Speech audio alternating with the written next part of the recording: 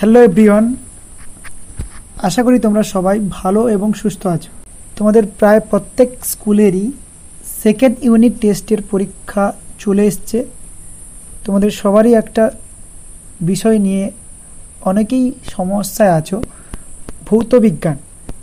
তোমাদের ভৌত বিজ্ঞানের বিভিন্ন সমস্যাগুলো এই সেশনে আজকে আমরা সমাধান করব। ক্ষমা চেয়ে নিচ্ছি, তোমাদের যে সাজেস্টিভ কোশ্চেনগুলো, যে পার্টগুলো আমরা শুরু করছিলাম সেগুলো আমরা শেষ করতে পারিনি। বিশেষ কারণবশত আমরা সেটাকে শেষ করতে পারিনি, তার জন্য ক্ষমা প্রার্থী। চলো আজকের এই সেশনে তোমাদের সেকেন্ড ইউনিট টেস্টে কি কি কোশ্চেন হতে পারে বা কি কি কোশ্চেন তোমাদের সাজেস্টিভ আছে বা কি কি পড়তে পারে, কোনগুলো পড়লে তোমাদের পরীক্ষাটা তোমরা খুব সহজেই দিতে পারবে, সেই সমস্ত কোশ্চেনগুলো আলোচনা করব। পিডিএফ সহ তোমরা কোশ্চেনগুলো পাবে এবং ওইগুলোই পড়লে তোমাদের আশা করব তোমাদের সেকেন্ড ইউনিট টেস্ট নিয়ে যে সমস্যাগুলো ছিল আর কোনো সমস্যা থাকবে না, সবগুলোই সমাধান হবে। চলো শুরু করি। শুরু করার পূর্বেই যারা সোয়াসিস ক্লাসরুমে নতুন তাদের সবাইকে স্বাগত। যারা এখনও পর্যন্ত আমাদের এই চ্যানেলটিকে সাবস্ক্রাইব করেননি তাদের কাছে অনুরোধ, তোমরা চ্যানেলটিকে সাবস্ক্রাইব করো, লাইক এবং শেয়ার করো বন্ধুদের সঙ্গে, যাতে তোমাদের মতো তাদেরও ইউনিট টেস্ট এবং মাধ্যমিকের যাবতীয় সমস্যাগুলো সমাধান হয়। চলো শুরু করি। দেখো, তোমাদের যে কয়েকটা অধ্যায় নিয়ে তোমাদের সেকেন্ড ইউনিট টেস্ট হতে চলেছে, সেখান থেকে আমরা বিভিন্ন কোশ্চেনগুলো, ইম্পর্টেন্ট কোশ্চেনগুলো নিয়ে আজকের দেখে নেব যে এই কোশ্চেনগুলো তোমাদের ইউনিট টেস্টের জন্য ইম্পর্টেন্ট। প্রথম দেখো, আমরা 3 নম্বর এবং 2 নম্বর কোশ্চেনগুলো নিয়ে আলোচনা করব। ফার্স্ট যে অধ্যায়টা নিয়ে আমরা আলোচনা করব, পরীক্ষাগার এবং রাসায়নিক শিল্পে অজৈব রসায়ন। দেখো 1 নম্বর কোশ্চেনে দেখো, পর্ষ পদ্ধতিতে সালফিউরিক অ্যাসিড প্রস্তুতির শর্ত ও সমীকরণ লেখো। এটা আগের বছরের যারা মাধ্যমিক দিয়েছে তাদের জন্য একটা ইম্পর্টেন্ট কোশ্চেন ছিল, কিন্তু এটা পড়েনি। এবছরের জন্য ইম্পর্টেন্ট এবং তোমাদের ইউনিট টেস্টের জন্য ইম্পর্টেন্ট কোশ্চেন। দেখো তেমন করে পরে কোশ্চেন 2, কোশ্চেন 3, নাইট্রিক অ্যাসিডের শিল্প উৎপাদন পদ্ধতি সমীকরণ। জলীয় দ্রবণে কপার সালফেটের মধ্যে H2SO4 চালনা করলে কি ঘটবে। পরে কোশ্চেন, পরীক্ষাগারে উৎপন্ন অ্যামোনিয়াকে পোড়াচুন দ্বারা শুষ্ক করা হয় কেন। লাইকার অ্যামোনিয়া কাকে বলে, এটাও একটা ইম্পর্টেন্ট কোশ্চেন। এখান থেকে তোমরা 1 নম্বর কোশ্চেনটা ভালো করে করবে, ঠিক আছে। আচ্ছা, 8 নম্বর কোশ্চেনটা আরও ভালো করে করবে। প্রত্যেকটা কোশ্চেনই ইম্পর্টেন্ট, কিন্তু এই কোশ্চেনগুলো আরও ভালো করে করবে। দেখো এই 8 নম্বর কোশ্চেনটা, হেবার পদ্ধতিতে অ্যামোনিয়ার শিল্প উৎপাদনের শর্তাবলী এবং সমীকরণ দাও। এটাও তোমরা ভালো করে করো, এই কোশ্চেনটাও ইম্পর্টেন্ট। সঙ্গে এর নিচের কোশ্চেনটা, ইউরিয়া উৎপাদন পদ্ধতি, এই কোশ্চেনটাও করে রেখো। এছাড়াও আর যে কয়েকটা কোশ্চেন আছে দেখতেই তোমরা পাচ্ছ, প্রতিটা কোশ্চেনই ইম্পর্টেন্ট কোশ্চেন। তাদের মধ্যে অ্যামোনিয়ার বিজারণ ধর্ম বর্তমান এবং হাইড্রোজেন সালফাইডের বিজারণ ধর্ম বর্তমান, এই দুটো কোশ্চেনটা পড়ে, যেটা তোমরা কিউপ্রিক অক্সাইড দিয়ে অ্যামোনিয়ার বিজারণ ধর্মটা বলতে পারো।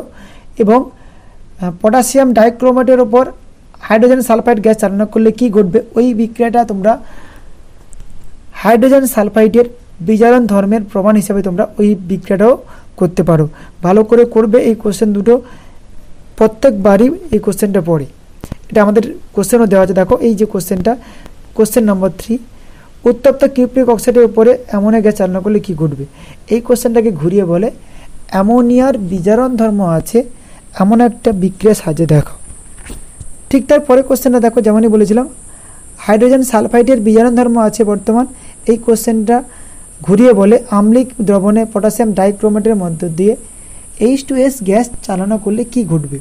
এটা হচ্ছে হাইড্রোজেন সালফাইডের বিজারণ ধর্ম আছে, সেইটার একটা উদাহরণসহ ব্যাখ্যা, ঠিক আছে।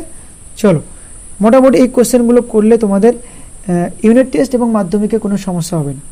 দেখো পরের অধ্যায়টা দেখে নাও, তড়িৎ প্রবাহ রাসায়নিক বিক্রিয়া।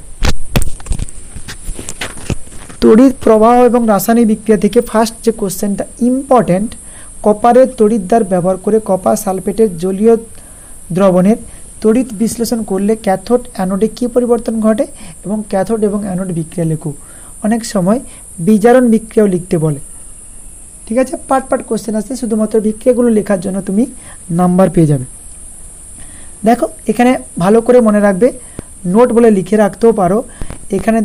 এখানে তোমাদের একটা কোশ্চেন ঘুরিয়ে দেয়, কপারের তড়িৎদ্বার ব্যবহার না করে যদি আমরা প্লাটিনাম বা অন্য কোনো তড়িৎদ্বার ব্যবহার করি তখন কিন্তু অ্যানোডের বিক্রিয়া পরিবর্তন হবে। কেন তোমরা আমার আগের ভিডিওগুলো দেখলে, অর্থাৎ তড়িৎ প্রবাহ রাসায়নিক বিক্রিয়া থেকে ভিডিওটা দেখলে অবশ্যই বুঝতে পারবে। ঠিক আছে, চলো আমরা ডেসক্রিপশান বক্সে ওই ভিডিওটার লিঙ্কও দিয়ে দেবো, কেন এটা হয় সেটাও তোমরা জানতে পারবে। এছাড়াও এখান থেকে আর কি কোশ্চেন পড়ে, তড়িৎ লেপন কাকে বলে, এর উদ্দেশ্যগুলো কি কি, জলের তড়িৎ বিশ্লেষণ পদ্ধতিতে ক্যাথোড বিক্রিয়া অ্যানোড বিক্রিয়া লেখো, এবং ক্যাথোডে অ্যানোডে কী কী গ্যাস উৎপন্ন হয়। অ্যালুমিনিয়ামের বিশোধন পদ্ধতি অনেক সময় বলে দেয়। ঠিক আছে, এছাড়াও এখান থেকে একটা ইম্পর্টেন্ট যে কোশ্চেনটা, অ্যানোড মাঠ কি, এই কোশ্চেনটা কোশ্চেন নম্বর 8, অ্যানোড মাঠ কি, এখানে কোন কোন ধাতু পাওয়া যায়।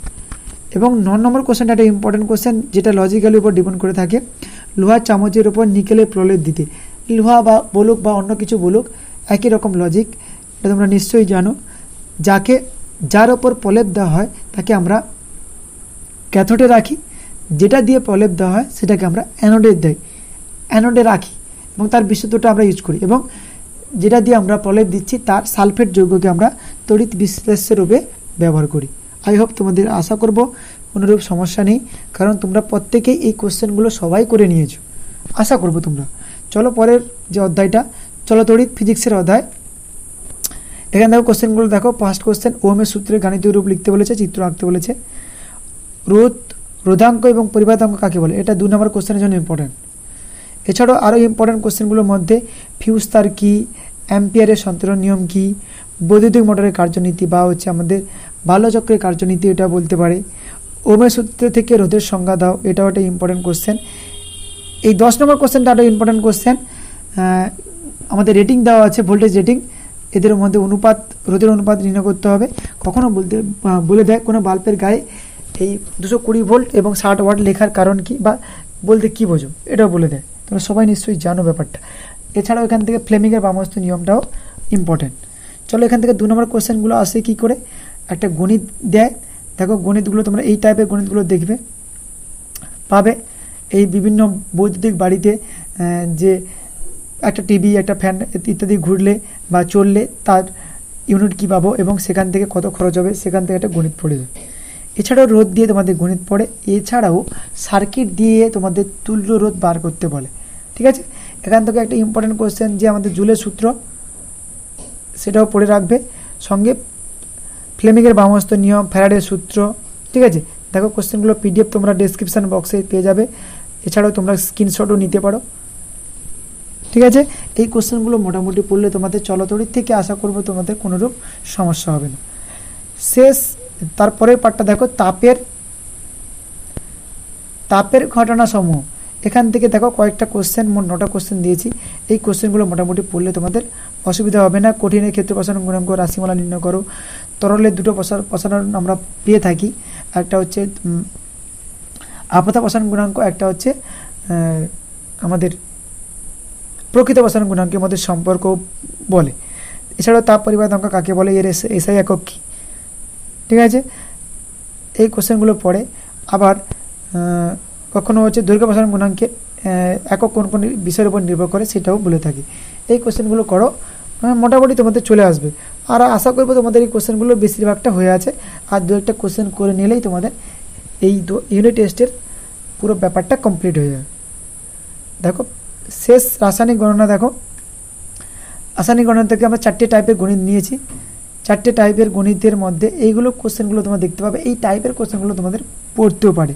তার মধ্যে তোমরা ক্যালসিয়াম কার্বনেটের গণিতটা করবে, কারণ এটা ফেভারিট কোশ্চেন থাকে। এছাড়াও কিপ্রিক অক্সাইড দিয়ে এই কোশ্চেনটাও দেখে রাখতে পারো, বা এই 4টে কোশ্চেনগুলো পড়বে। আশা করবো এখান থেকে একটা পড়ার চান্স তোমাদের বেশি আছে। ঠিক আছে, এছাড়াও অনেকগুলো তোমরা তো হয়তো অনেক বেশি কোশ্চেনও করে রেখেছো। এছাড়াও তোমরা এই কোশ্চেনগুলো করে রাখো, যদি পড়ে তাহলে তোমরা খুব সহজেই এগুলো করতে পারবে। চলো নেক্সট যে অধ্যায়টা, একদম শেষ অধ্যায়, ধাতুবিদ্যা। দেখো ধাতুবিদ্যা থেকে তোমাদের যে কোশ্চেনগুলো পড়ে, থার্মিট মিশ্রণ কি, লোহার মরিচে পড়া জারণ বিজারণ প্রক্রিয়াটা ব্যাখ্যা করো, লোহা মরিচে পড়ার রোধের উপায় কি, ঠিক আছে, এবং অ্যালুমিনিয়াম এবং আমাদের অ্যালুমিনিয়াম এবং কপারের যে আমাদের বস্তুগুলো যদি আমরা খোলা বাতাসে রেখে দিই তাহলে তাদের গায়ে সবুজ সবুজ দাগ হয়, কেন হয়? এই কোশ্চেনটাও ইম্পর্টেন্ট কোশ্চেন। এছাড়াও তোমাদের একটা কোশ্চেন আমরা দেইনি, সেটাও বলে রাখছি, সেটাও করে রাখো। ইলেকট্রনের তথ্য অনুসারে জারণ বিজারণের ব্যাখ্যা করো উদাহরণ সহিত। এই কোশ্চেনটাও করে রেখো, ঠিক আছে। চলো আজকের এই সেশনটা এই পর্যন্ত। এই পিডিএফটা তোমরা ডেসক্রিপশান বক্সের নিচে পেয়ে যাবে, লিঙ্ক থেকে ক্লিক করে তোমরা নিয়ে নিতে পারবে এবং মোটামুটি এই কোশ্চেনগুলো করলে তোমাদের অসুবিধা হবে না। আর যে কারণের জন্য আমরা ভিডিওগুলো পরবর্তী সময় চালিয়ে রাখতে পারিনি, তোমাদের কাছে আমরা প্রথমে ক্ষমা চেয়ে নিয়েছিলাম। আরেকবার বলছি তোমাদের কাছে ক্ষমা প্রার্থী, কারণ আমাদের একটু বিশেষ সমস্যার জন্য আমরা করতে পারিনি। আশা করব তোমাদের এই ইউনিট টেস্টের পর থেকে আমরা আবার আমাদের যেমন কন্টিনিউয়াস ক্লাস হতো, আমরা সেই মাধ্যমিকের প্রস্তুতির জন্য এবং টেস্ট পরীক্ষার ফাইনাল টেস্ট পরীক্ষার জন্য আমরা একই রকমভাবে প্রতিটা চ্যাপ্টার থেকে আমরা প্রিপারেশান শুরু করব। এছাড়াও তোমাদের যাবতীয় সমস্যাগুলো আমরা হোয়াটসঅ্যাপ এবং টেলিগ্রাম চ্যানেলে যুক্ত হয়ে সেখানে তোমরা বলতে পারো। দুটোরই লিঙ্ক তোমরা ডিসক্রিপশান বক্সে পাবে এবং আমাদের সাথে যোগাযোগ করো। তোমাদের নিজেরও অনেক কোশ্চেন থাকতে পারে, সেগুলো আমাদের বলতে পারো, আমরা চেষ্টা করব তোমাদের ওই কোশ্চেনগুলো ক্লাসে বা তোমাদের ওই হোয়াটসঅ্যাপে বা বিভিন্নভাবে তোমাদের হেল্প করে দেওয়া, ঠিক আছে। ততক্ষণ ভালো থেকো, দেখা হবে পরের ভিডিওতে বা পরের সেশনে। ততক্ষণ ভালো থেকো, সুস্থ থেকো এবং ভালো করে পরীক্ষাটা দিও। চলো, জয় হিন্দ, জয় ভারত।